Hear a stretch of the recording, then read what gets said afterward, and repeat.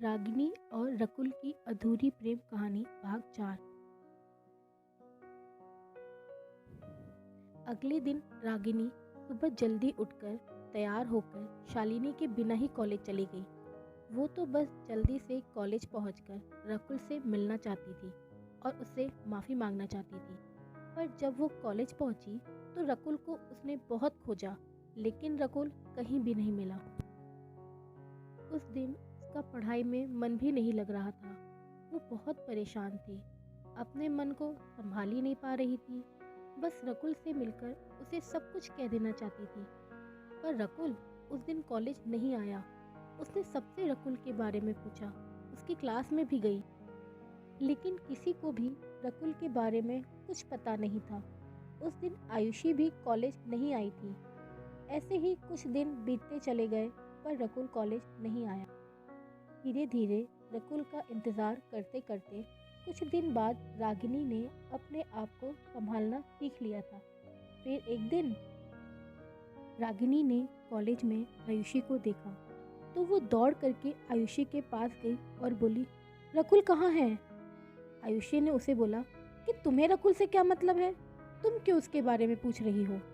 तो रागिनी ने बोला, तुम मुझसे बहुत नाराज़ हो, लेकिन मेरा यकीन मानो, जब से तुमने मुझे रकुल के बारे में बताया है, मैं उससे मिलकर माफ़ी मांगने के लिए तड़प रही हूँ।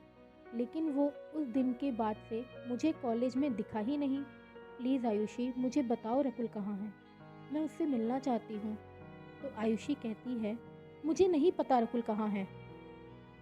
उसने अपना फ़ोन भी बंद कर दिया है। उसके घर में जो बाबा रहते हैं, जो उस घर के नौकर हैं और जिन्होंने रकुल को पाला है, उन्हें भी नहीं पता कि रकुल कहाँ है। तो प्लीज़ अब मुझसे मत पूछो, मैं वैसे ही रकुल के लिए बहुत परेशान हूँ। अब रागिनी बहुत परेशान हो जाती है। वो भगवान से प्रार्थना करने लगती है कि प्लीज़ भगवान जी, मुझे एक बार रकुल से मिलवा दीजिए, मैं उससे माफ़ी मांगना चाहती हूँ। अब तक ये तड़प रागिनी के अंदर प्रेम के एहसास का रूप ले चुकी थी। वो शायद रकुल को चाहने लगी थी। उसके लिए जो महसूस कर रही थी, वो आज तक उसने किसी के लिए भी महसूस नहीं किया था।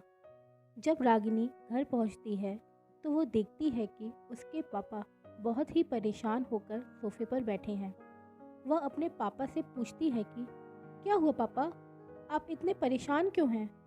रागिनी के पापा कहते हैं कि बेटा, मैं बहुत परेशान हूँ क्योंकि मेरा भतीजा और तुम्हारा भाई अमन तुम्हारे ताया और ताई को घर से निकालकर ओल्ड एज होम भेज रहा है। जब मेरी उनसे बात हुई तो वो बहुत परेशान थे और रो रहे थे। मुझे लगता है कि मुझे वहाँ जाकर अमन से बात करनी चाहिए, पर मैं सोच रहा हूँ कि तुम्हें अकेले छोड़कर कैसे जाऊँ, इसलिए तुम भी मेरे साथ चलोगी। ये सुनकर रागिनी परेशान हो जाती है। वह अपने पापा को मना भी नहीं कर सकती और कॉलेज जाकर रकुल का इंतज़ार करना भी नहीं छोड़ सकती। अब वह क्या करे, पापा को कैसे मना करे? फिर वो सोचती है कि रकुल तो काफ़ी दिनों से कॉलेज नहीं आ रहा है, हो सकता है कि वो कुछ दिन और कॉलेज ना आए। वैसे भी वह अपने ताया और ताई से मिलना चाहती थी, उनका हाल जानना चाहती थी, इसलिए वो अपने पापा के साथ जाने को तैयार हो गई। अगले ही दिन रागिनी अपने पापा के साथ अमन के घर चली गई। जब रागिनी पापा के साथ अमन के घर पहुंची तो उसने देखा कि ताया और ताई वहाँ नहीं हैं। उसने अमन से पूछा, भैया, ताया जी और ताई जी कहाँ हैं? रागिनी के पापा अमन की तरफ बहुत ही गुस्से से देख रहे थे, पर कुछ कह नहीं रहे थे। शायद उन्हें इस बात का डर था कि अमन उनकी इंसल्ट ना कर दे। अमन ने रागिनी से कहा, मैं मम्मी पापा को ओल्ड एज होम छोड़ाया हूँ। रागिनी ने अमन से कहा, भैया, आपने ऐसा क्यों किया? इस उम्र में उनका साथ क्यों छोड़ा? क्या आपको थोड़ी सी भी तकलीफ नहीं हुई? प्लीज़ भैया, उन्हें वापस ले आइए। मुझे पूरा यकीन है कि वो आपको माफ़ कर देंगे। तो अमन ने रागिनी से कहा, मुझे उनकी माफ़ी की कोई ज़रूरत नहीं है। मैं अब और उन्हें साथ में नहीं रख सकता। अपनी ज़िंदगी में रोज़ रोज़ उनकी दखल अंदाजी नहीं सह सकता और मुझे किसी को भी कोई एक्सप्लेनेशन देने की ज़रूरत नहीं है। आप लोग यहाँ पर आए, मुझे अच्छा लगा, चाहे तो कुछ दिन यहाँ पर रह सकते हैं। रागिनी के पापा ने अमन से कहा, तुम्हारा बहुत शुक्रिया, पर यदि जो अपने माँ बाप का नहीं है वो हमारा क्या होगा।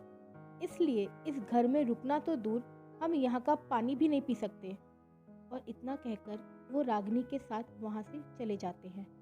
वहीं पास के एक पड़ोसी से ओल्ड एज होम का पता लेकर वो रागिनी के साथ अपने भैया और भाभी से मिलने जाते हैं। जब वे वहाँ पहुँचते हैं तो अपने भैया और भाभी को वहाँ देखकर बहुत दुखी होते हैं। उनका गला भर आता है। तभी रागिनी की ताई रागिनी से कहती हैं कि बेटा, यहाँ एक किचन है, वहाँ जाकर के सबके लिए पानी ले आ। रागिनी वहाँ से उठकर पूछते पूछते पास के किचन में पहुँचती है। वह जैसे ही अंदर पहुँचती है, वहाँ उसने कुछ ऐसा देखा जिसकी वह कभी कल्पना भी नहीं कर सकती थी।